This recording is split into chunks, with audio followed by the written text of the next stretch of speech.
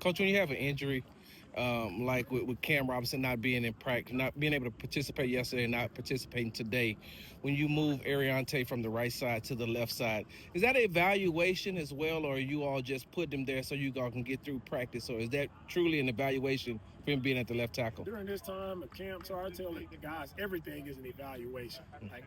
And I mix it up on coaches like the morning of the practice, right? To see how coaches handle it, to see how players handle being moved into a different position. Because as we know, we line up in a game, anything can happen, right? Guys are injured and your plans change very quickly. So how do you adapt? How do you adjust on the fly?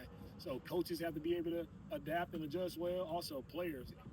Tay has done a really good job over at left tackle. The bump Titus out to right, just mixing it up as much as possible.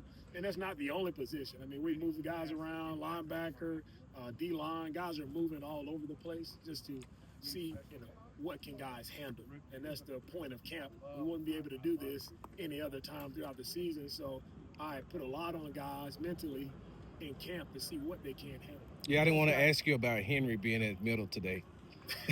Already